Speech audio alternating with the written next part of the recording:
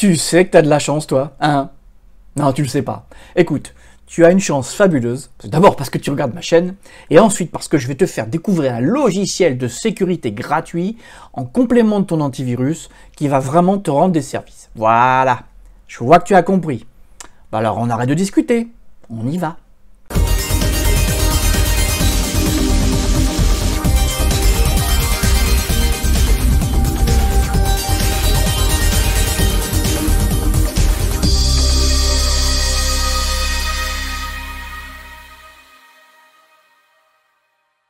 Bonjour à toutes et à tous, bienvenue dans une nouvelle vidéo de votre chaîne SOS PC.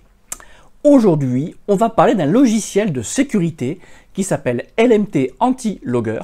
Et ce logiciel m'a été proposé par Kako, un fidèle lecteur d'SOS PC. Et il faut dire que ce logiciel est vraiment prometteur.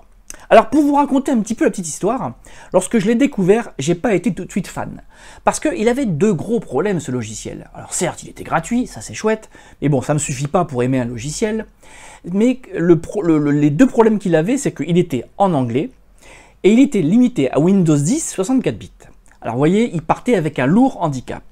Sauf que j'ai un petit peu creusé, j'ai un peu manipulé le logiciel, je l'ai trouvé bien conçu, intuitif, on sentait une certaine rigueur dans la conception, et du coup j'ai vraiment voulu creuser. Et ce que j'ai fait, pour pouvoir mieux comprendre le logiciel, je l'ai traduit au départ, donc j'ai traduit au départ 80% du logiciel, et j'ai contacté donc Kako, donc en lui expliquant ce que j'étais en train de faire, et là, un truc très intéressant, il me dit, c'est marrant, moi je suis en contact avec l'éditeur, donc qui s'appelle Tan, un éditeur vietnamien, et il me dit, justement, il est à la recherche de quelqu'un pour l'aider à traduire son logiciel. Fabuleux, j'étais déjà donc dessus, j'ai contacté Tan, je lui ai expliqué ce que j'étais en train de faire, lui très emballé, et là on a beaucoup échangé, et ce qui fait que, alors j'ai pas traduit 100% du logiciel, mais il reste dans les recoins de logiciel, il reste quelques endroits que je n'ai pas traduits, parce que je n'étais pas sûr de la traduction, je voulais pas faire de mauvaise traduction ou de contresens. Toujours est-il que là est né un échange assidu donc avec l'éditeur, et à tel point que désormais, au départ c'était donc un fichier de langue que j'ai proposé au lecteur d'SOSPC.name, et au bout de quelques versions, l'éditeur m'a carrément annoncé qu'il intégrait nativement la traduction, donc ça fait super plaisir, et c'est là que je me suis dit je vais tourner une vidéo. Mais bon, vous me connaissez, je suis un peu pénible, oui il était en français, oui il fonctionnait bien, oui il était chouette, mais il était quand même limité à Windows 10 64 bits, voilà. Et là, j'ai commencé à discuter, harceler même ce cher Tan, donc l'éditeur, en lui expliquant, écoute, franchement, c'est dommage qu'il ne soit pas compatible Windows 7 et Windows 8, parce que Windows 8 c'est un logiciel, enfin c'est un OS encore récent, et puis Windows 7, même s'il est abandonné par l'éditeur depuis le mois de janvier, il y a quand même encore beaucoup de programmes qui sont sous Windows 7. Et puis, autre problématique, c'est que Windows 7, il faut quand même compter dessus, parce que quoi qu'on en dise, je pense qu'il va falloir encore quelques années, si je puis dire, pour que, j'allais dire, Windows 7 quitte la piste, parce que mécaniquement, avec l'usure des ordinateurs, les pannes, le marché va, on va dire, progressivement être ramené à Windows 8 et Windows 10. Donc, j'ai longuement discuté avec l'éditeur, et bonne nouvelle, depuis peu, le logiciel est donc en français, est compatible Windows 8, et compatible, alors Windows 7, mais il a quelques fonctionnalités qui ne sont pas actives, voilà. Mais toujours est-il qu'on passe d'un logiciel donc qui n'était pas en français à un logiciel en français. Alors, compatible Windows 7, 8 et 10, mais je le rappelle, toujours en 64 bits.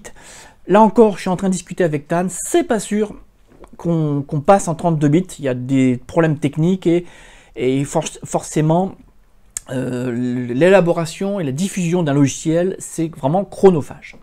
Toujours est-il que aujourd'hui, je voulais vraiment vous le faire découvrir, insister sur le fait que l'éditeur c'était une personne, donc Tan, qui est tout seul, il fait ce qu'il peut, le logiciel n'est pas parfait, et c'est vrai qu'on rencontre encore parfois quelques petites difficultés, et je veux vraiment que vous l'essayiez avec un point de vue, j'allais dire serein, un point de vue, je dirais, compréhensif, parce que parfois on critique Windows 10, on critique des éditeurs de logiciels, et là derrière il y a une armée de personnes.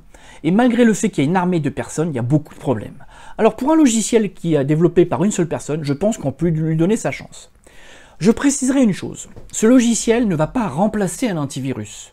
C'est un logiciel qui va être complémentaire d'un antivirus, qui va vous apporter diverses fonctionnalités, divers niveaux de protection.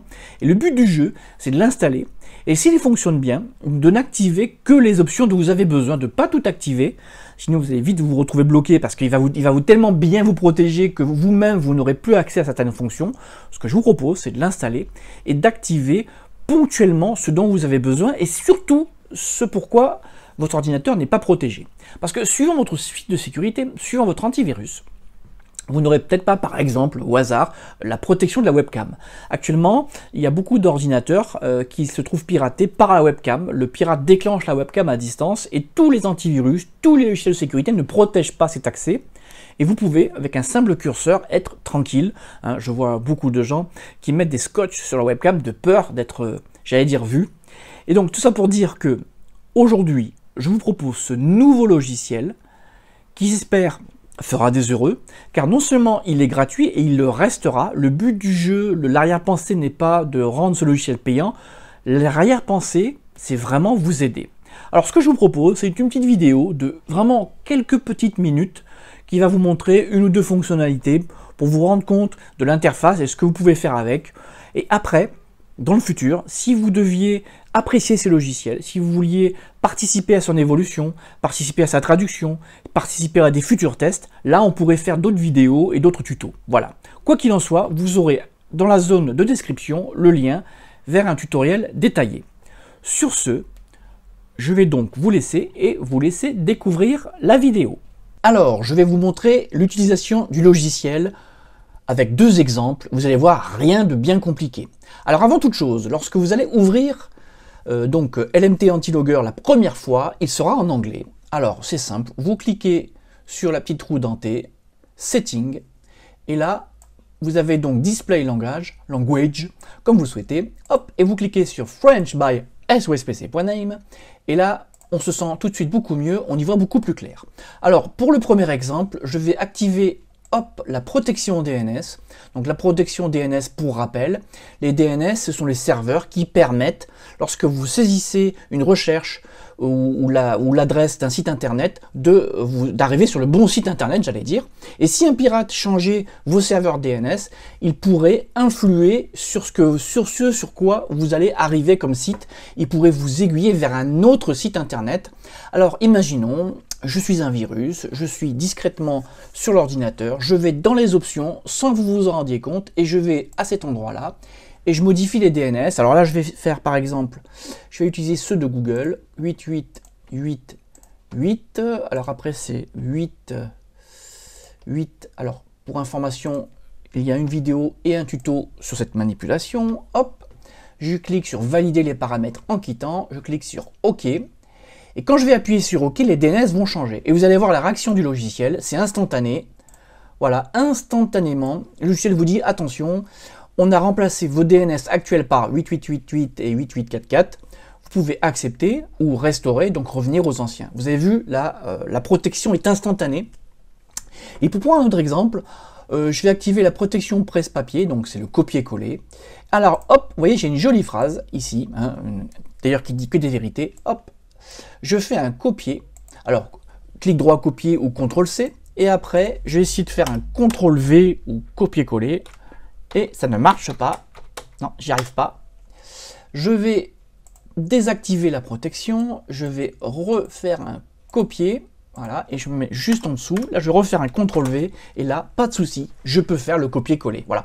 Voilà, je vous propose deux petits exemples, parce qu'il y a énormément de fonctionnalités. Mais juste pour rappel, n'activez pas toutes les options en même temps, parce que d'abord, d'un coup, vous allez être bloqué pour beaucoup de choses, parce que par exemple, vous pouvez avoir envie ou besoin de faire des copier-coller, hein, pour parler du dernier exemple. Mais surtout, vous pouvez avoir déjà, par défaut, des logiciels de sécurité, des antivirus qui ont déjà des fonctionnalités.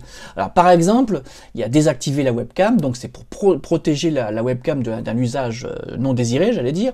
Bon, ça, j'ai pas pu vous le tester, parce que justement, je filme avec la webcam. Si je l'avais activé, j'aurais pas pu filmer.